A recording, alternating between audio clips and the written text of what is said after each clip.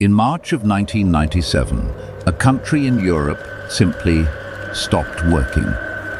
Not because of an invasion, not because of a plague, because of an investment opportunity. 2 out of every 3 Albanian families had put their money into it. Many sold their homes, their land, even their cattle to buy in. More than $1 billion, nearly half of everything the nation produced in a year, vanished in a matter of weeks. And when the money died, the state died with it. The police walked away. The army dissolved. Ordinary citizens broke into military armories and carried off more than 500,000 guns. By summer, 2,000 people were dead. And the strangest part? The government hadn't merely allowed the scheme, it had smiled and waved from the front row. This is the story of the only pyramid scheme in history that brought down an entire country.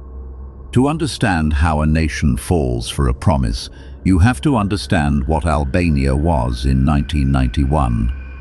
For nearly half a century, it had been the most isolated country in Europe, sealed shut by a dictator so paranoid he covered the landscape with more than 170,000 concrete bunkers, waiting for an invasion that never came. Owning foreign currency was a crime. Private business barely existed. When the regime finally collapsed, Albanians stepped into capitalism the way a man steps out of a dark room into blinding light. There were almost no real banks. The few that existed paid almost nothing and rarely gave loans.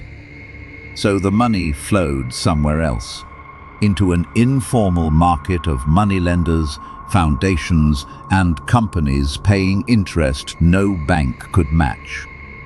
And feeding it all, cash wired home by hundreds of thousands of Albanians working across the water in Greece and Italy.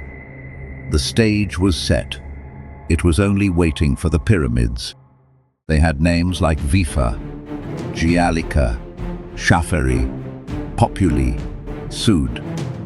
Some ran supermarkets and petrol stations as a costume of legitimacy. Others were nothing but a desk, a ledger, and a promise. Bring us your money, and every month it grows, at rates a Western bank couldn't dream of. 5% a month, then 10. The firms sponsored football clubs and television programs. One of them helped bring the Miss Europe pageant to Tirana. Politicians appeared at their ceremonies, and the ruling party accepted their donations. In village markets, farmers sold their last cow to join. In the cities, families sold their apartments, then moved in with relatives, planning to live off the interest forever. By late 1996, 2/3 of the population was in, and in a country with no memory of markets, there was no one old enough to remember how this story always ends. Here is the machinery under the paint. The schemes weren't investing in anything. The interest paid to yesterday's depositors came out of the pockets of today's. A pyramid, where the base has to keep growing forever, or the whole structure falls. And by 1996, the base was running out of country. So the firms did the only thing a starving pyramid can do. They raised the promise. Camberi went to 10% a month.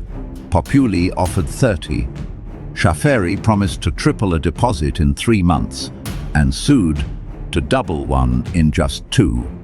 Mathematically, these were no longer interest rates. They were countdowns. That autumn, the International Monetary Fund formally warned the government that a catastrophe was in motion.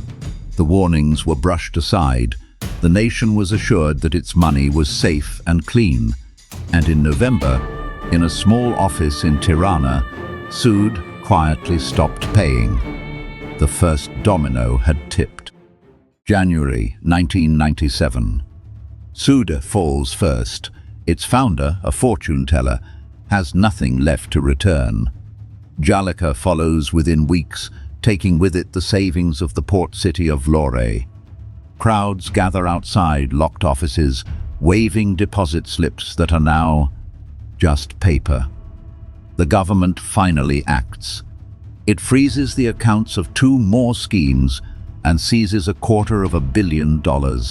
But for most Albanians, the money is already gone, and to them, the freeze looks less like a rescue and more like the state grabbing what was left. Protest hardens into riot. Riot spreads north like a crack through glass.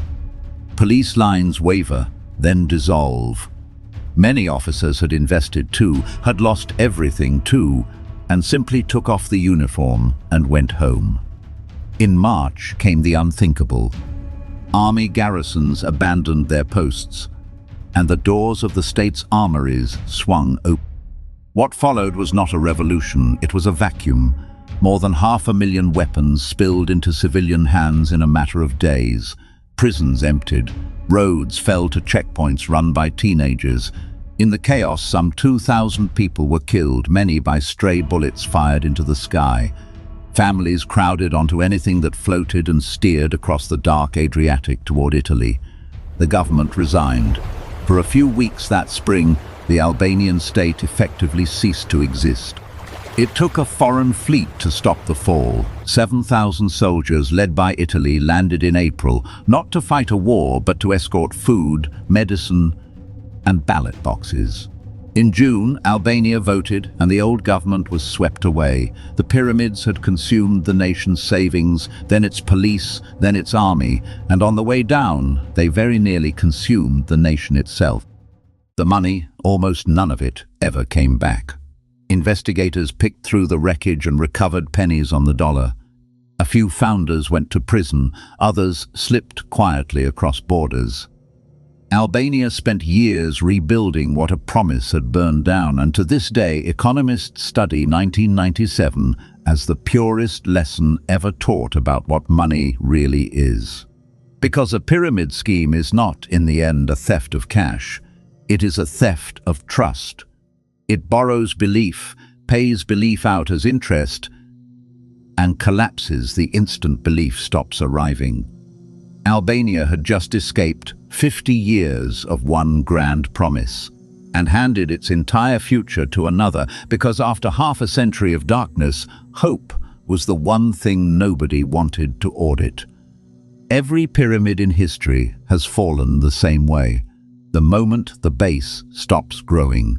Only once has that base been an entire country, and the rubble it left behind spells out the oldest rule in finance. Anyone promising to double your money in 60 days isn't offering interest. They are borrowing your faith. And faith, once spent, does not come back at par.